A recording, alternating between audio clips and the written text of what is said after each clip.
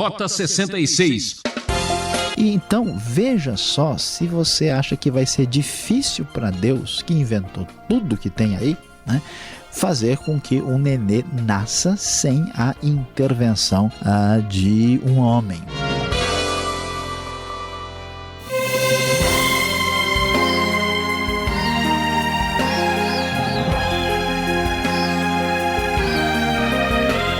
Só por estarmos aqui mais uma vez com o programa Rota 66, ouvinte, já é um grande milagre. Você é o nosso convidado a participar desta grande aventura, hoje iniciando o estudo no Evangelho de Lucas, capítulo 1. O professor Luiz Saião abre essa série com o tema Bendito é o fruto do vosso ventre, Jesus. Qual a importância da participação de Maria no nascimento do Salvador do mundo? Como Deus escolhe agir para fazer cumprir os seus propósitos? Estamos no ponto central da história humana. Vamos entender este mistério? Fique com a gente.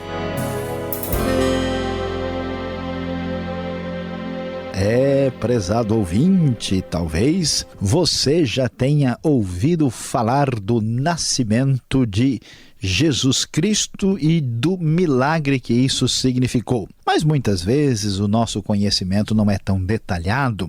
E o que de fato aconteceu, o que a Bíblia nos ensina a respeito disso? Vamos lá começar a dar atenção a este primeiro capítulo de Lucas. Como nós sabemos através da pesquisa bíblica, Lucas foi um dos mais extraordinários escritores do Novo Testamento. Na verdade, foi o que mais escreveu palavras, um médico muito criterioso que nos traz aqui o relato da sua pesquisa detalhada a respeito de todas as coisas. Portanto, Lucas é muito importante como historiador do cristianismo primitivo. Olhando logo no começo do capítulo, nós lemos: muitos já se dedicaram a elaborar um relato dos fatos que se cumpriram entre nós, conforme nos foram transmitidos por aqueles que desde o início foram testemunhas oculares e servos da palavra. Eu mesmo investiguei tudo cuidadosamente desde o começo e decidi escrever-te um relato ordenado, ó excelentíssimo Teófilo, para que tenhas a certeza das coisas que te foram ensinadas. Como podemos observar, Lucas está mandando aqui este relato que aparece no Evangelho para um tal de importante indivíduo chamado Teófilo, para que ele tenha convicção de que isto é verdade. Então ele fala que investigou tudo cuidadosamente e que pesquisou junto a pessoas que foram testemunhas oculares do que havia acontecido. E para colocar esse relato em ordem, ele vai falar sobre o nascimento de Jesus. E aqui os detalhes a respeito desse nascimento e o que antecede são os mais pormenorizados do Novo Testamento. Ele começa falando, logo no início do primeiro capítulo, a respeito do nascimento de João Batista. Você sabe, João Batista, ele é o precursor de Jesus, é aquele que vem antes dele e que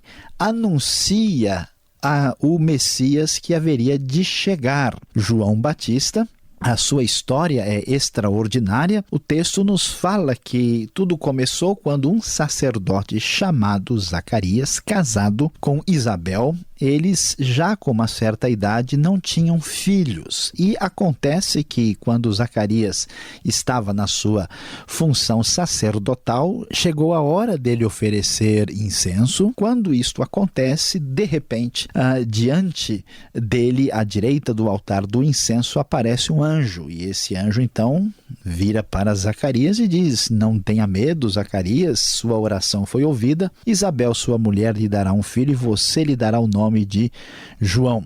E assim o anjo prossegue e diz que este menino separado para Deus desde pequeno não haveria de tomar vinho nem bebida fermentada e haveria de ser cheio do Espírito Santo desde o nascimento, e que ele haveria de fazer retornar muita gente do povo de Israel para o Senhor Deus. Ele irá adiante do Senhor no espírito, no poder de Elias. Verso 17 nos ensina, nos fala sobre isso. Aqui nós estamos vendo o cumprimento de uma profecia que vem lá de Malaquias, dizendo que o precursor de Jesus, do Messias, viria no poder de Elias. E o próprio Zacarias ficou meio na dúvida, será que isso de fato é verdade? É interessante, né, prezado ouvinte, como um sacerdote, alguém acostumado a coisas sagradas, ficou na dúvida mesmo diante da palavra do anjo. Então, diante disso, o anjo disse, olha, você ficará mudo, porque você não acreditou e só voltará a falar no momento adequado. Enquanto isso, o texto prossegue e vai nos falar que pouco tempo depois, cerca de 6 meses, o que vai acontecer? Maria, que na verdade é prima de Isabel, também vai receber uma palavra especial da parte de Deus. Sim, Maria, a grande Maria, serva do Senhor, uma pessoa dedicada, tão especial nas Escrituras. Você pode acompanhar o que o texto diz a respeito do assunto. No 6º mês, Deus enviou o anjo Gabriel a Nazaré, cidade da Galileia, a uma virgem prometida em casamento a um homem chamado José, descendente de Davi. O nome da virgem era Maria. O anjo aproximou-se dela e disse, alegre-se, agraciada, o Senhor está com você. Maria ficou perturbada com essas palavras, pensando no que podia significar essa saudação, e o anjo então lhe disse, não tenha medo, Maria, você foi agraciada por Deus. Você ficará grávida e dará à luz um filho e lhe porá o nome de Jesus. Ele será grande e será chamado Filho do Altíssimo. O Senhor lhe dará o trono de seu pai Davi, e ele reinará para sempre sobre o povo de Jacó, seu reino jamais terá fim.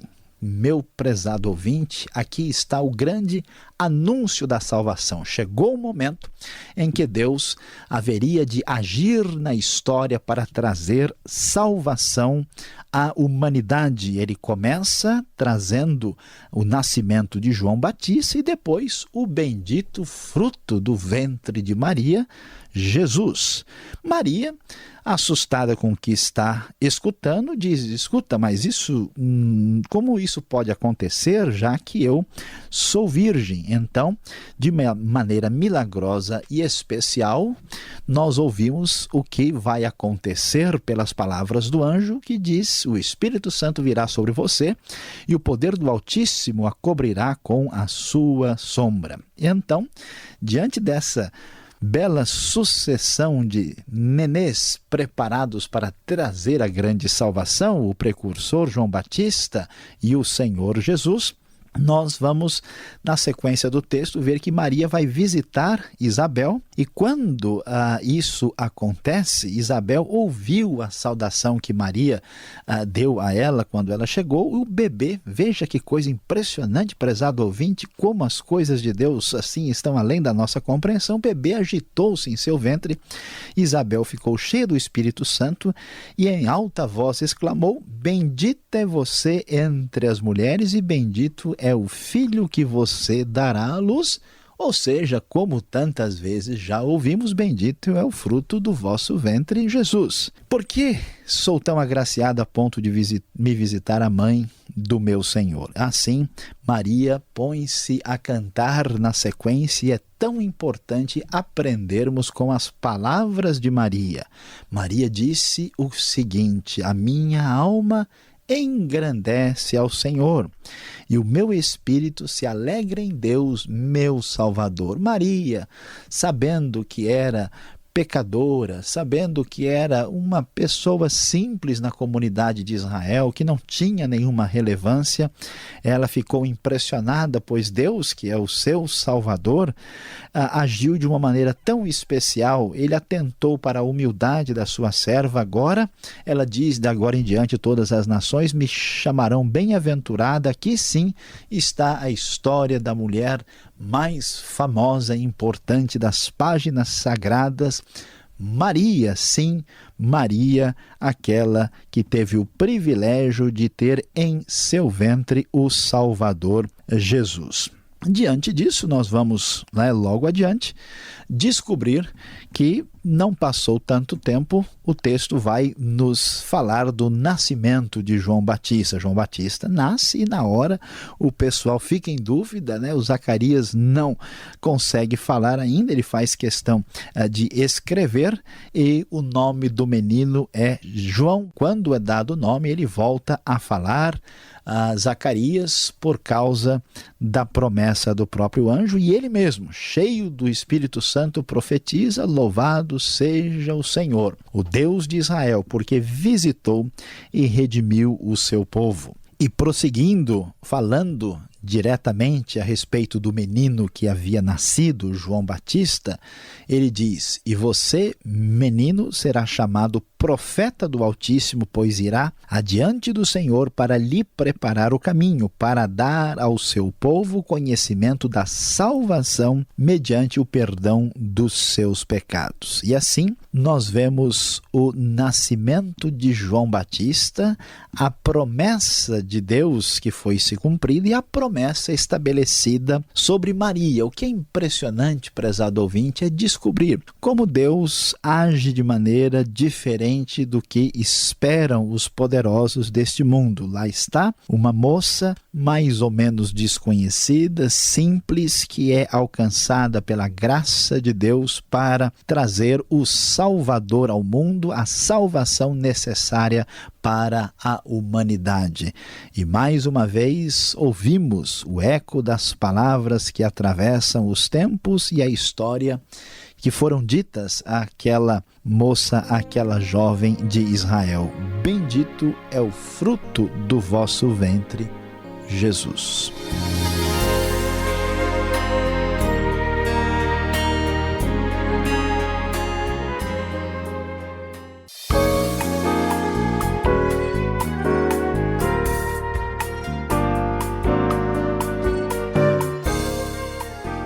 Chegamos agora com as perguntas Evangelho de Lucas, capítulo 1. Você está acompanhando a exposição do professor Luiz Saião. Vamos às perguntas, um capítulo recheado de curiosidades e dúvidas. Professor, por que Lucas se propõe a escrever sobre a vida de Jesus? Já que ele não era apóstolo, ele não viveu ali, na cidade onde Jesus aconteceu e tudo mais. O que o levou a escrever esse documento? Pastor Alberto, à primeira vista, Lucas vai nos surpreender. Mesmo que ele tenha escrito apenas Lucas e Atos, esse apenas traz aí uma quantidade de texto maior do que qualquer outro autor do Novo Testamento. Lucas não é apóstolo propriamente dito, inclusive os estudiosos sugerem que ele tenha possivelmente uma origem gentílica, até por causa do seu próprio nome. E Lucas, sendo médico, nós vemos lá em Atos que ele se torna um companheiro de Paulo. Então é importante destacar que, mesmo sem ser apóstolo, Lucas está debaixo, vamos assim dizer, da autoridade apostólica de Paulo. E o impressionante é que o seu trabalho é o trabalho mais minucioso do ponto de vista histórico, até para alguém que é médico, mais voltado para o raciocínio detalhista, a gente entende isso. O que o pessoal geralmente que pesquisa sugere é que quando Paulo chega da sua terceira viagem missionária, e ele acaba sendo preso em Jerusalém, levado lá para Cesareia, que Lucas estava junto. E nesse período que Paulo fica preso por 2 anos, Lucas faz um trabalho de pesquisa a respeito desse assunto. Surpreendentemente, Pastor Alberto, esse trabalho de Lucas é um trabalho, vamos dizer assim, apologético, para provar que o cristianismo não é ameaçador para o Império Romano. Ele favorece muitos necessitados, as mulheres na sua narrativa, e ele então escreve, e parece que esse documento original foi financiado por um cristão de recursos que havia se convertido conhecido não há muito tempo, que é chamado de Teófilo, razão porque o nome dele aparece aí no começo, como também vai aparecer no começo de Atos. Então, mesmo sem ser apóstolo, a participação e a supervisão apostólica garantem para nós que Lucas é um dos escritos mais importantes do Novo Testamento. Agora, o que chama atenção nesse primeiro capítulo é a abordagem minuciosa que ele faz antes do nascimento de Jesus, e ele fala sobre João Batista. Qual a importância de contar a história do nascimento de João, o Batista? Olha, é importante, para entender o que está acontecendo, é importante prestar atenção ao que nós encontramos lá no Antigo Testamento. Sem essa perspectiva, nossa compreensão certamente ficará prejudicada. O Antigo Testamento termina com o fracasso, vamos assim dizer, tanto de Israel como de Judá, e com a promessa dos profetas de que Deus um dia haveria de trazer salvação. Quando está lá no finzinho, né, a gente já mesmo quase que nos acréscimos, né, por assim dizer, na linguagem assim futebolística, claro que é bem diferente aqui o foco, lá em Malaquias nós temos a referência de que um dia haveria de vir o Elias. Então esse Elias não é Elias literalmente, seria aquele que seria o precursor, aquele que estaria anunciando como um sinal de que o Messias, o Salvador, estaria chegando. Então João Batista aparece de maneira tão especial aqui, inclusive surpreendentemente ele é cheio do Espírito antes de nascer, né? A coisa que não acontece com ninguém. Ele então tem uma situação especial porque Deus já estava trabalhando para que a realidade da salvação em Cristo chegasse com a plenitude que havia sido anunciada. Agora, olhando ali no verso 28, Lucas capítulo 1, mostra assim a pessoa de Maria. Ela é agraciada ou cheia de graça? O que significa esta expressão que aparece aqui no verso, professor? Pastor Alberto, de fato, muitas pessoas conhecem, né, essa expressão popular que se refere a Maria como alguém cheia de graça. Quando a gente ouve essa expressão, a primeira ideia que a gente tem é que uma pessoa cheia de graça é alguém que está numa circunstância, vamos assim dizer, especial, né, acima dos outros. Mas a ideia da Bíblia não é bem essa, por isso que até a tradução da NVI focaliza bem e chama Maria de agraciada. Graça é quando nós recebemos aquilo que nós não merecemos. Então Maria não merecia nada do que ela recebeu e, portanto, ela foi agraciada. Tanto é verdade que ela fica surpresa, né? Porque Deus foi tão bondoso para com uma moça, vamos assim dizer, que fazia parte do perfil, né, das moças de Israel do seu tempo. Então, de fato, Maria é cheia da graça de Deus que alcança até mesmo quem não merece absolutamente coisa alguma. Agora eu vou a uma pergunta que vai além do razoável. Pode alguém engravidar pelo Espírito Santo, como alega o texto aqui? Muitas pessoas leem a Bíblia e leem algumas das histórias e elas ficam assim um pouco preocupadas, dizendo, não é possível que tudo isso tenha que ser lido, assim, vamos dizer, historicamente. Vai ver que essa história aqui deve ter outro significado, porque cientificamente não dá para uma pessoa se engravidar, né? Quem é que não sabe disso, né? Engravidar de maneira inexplicável, né? De maneira aí, como é que a gente vai compreender essa situação? Pois é, Maria, de fato, o texto vai dizer que ela fica grávida.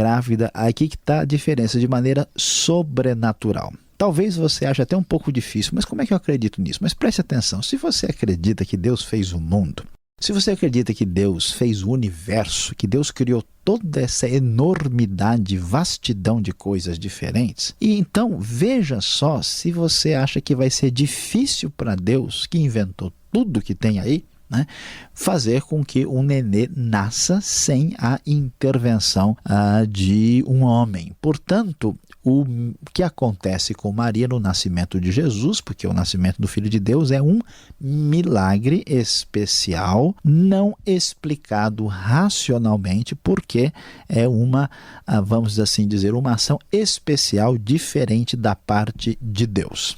Bom, e aí nós vamos continuar no tema, falando sobre Maria, e disso tudo a gente acostumou a ouvir a expressão Maria, Mãe de Deus. O que dizer disso? Pois de fato, muitas pessoas estão acostumadas com esta frase, né? Maria, Mãe de Deus.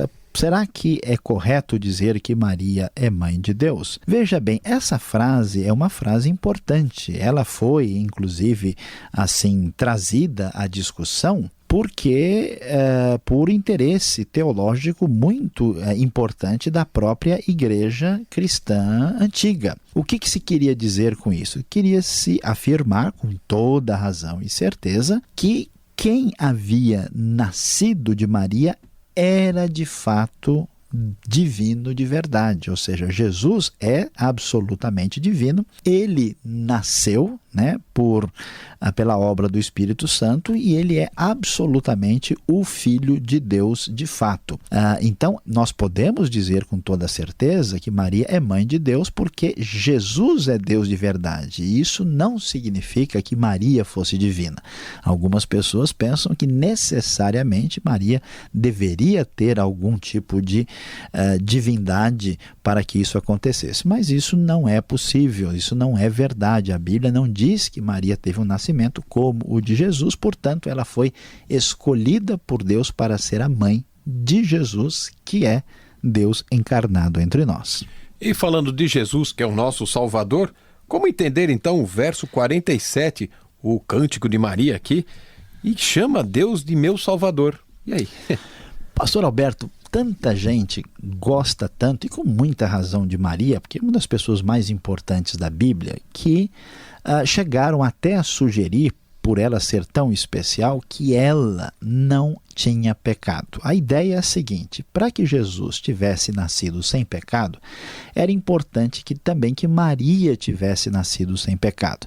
Só que esse raciocínio não vai muito longe, porque se a gente achar que para Jesus não ter pecado, Maria não podia ter pecado, era necessário que a mãe de Maria não tivesse pecado e houvesse toda uma linhagem, né, de gente sem pecado. Então, quando Jesus nasce sem pecado, ele nasce pela intervenção especial do Espírito Santo. E tanto é verdade que mesmo que Maria fosse uma pessoa tão extraordinária, ela era sujeita a falhas e precisava também da salvação. A prova disso está exatamente nesse texto que você observou agora. Maria chama Deus de Salvador porque tanto a ela como a nós ele traz a salvação. Obrigado, Sayão, pelas respostas e você continue com a gente. Vem agora a aplicação desse estudo para você.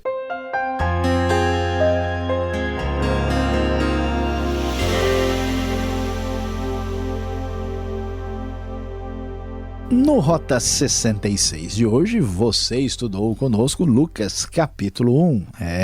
Falamos sobre bendito é o fruto do vosso ventre, Jesus. Prezado ouvinte, nos detalhes do médico Lucas, vimos como Deus preparou o caminho com o nascimento de João Batista, o precursor do Messias, e também como o anjo Gabriel visitou Maria anunciando o nascimento do Salvador Jesus. O que nos surpreende em toda essa história é como Deus age pelos caminhos diferentes, agindo na vida de pessoas simples, pessoas que eram pouco importantes no contexto político, econômico da sua época. Nós vemos o quê? Que o Deus de todo poder e tanta grandiosidade resolveu trazer a salvação ao mundo com a marca da humildade. O programa Rota 66 de hoje termina aqui, ouvinte transmundial. Mas ainda temos uma longa estrada pela frente. Sintonize esta emissora neste horário para acompanhar a continuação desta meditação. O Rota 66 é uma realização transmundial. E visite o site transmundial.com.br. Deus o abençoe e até lá com o nosso abraço.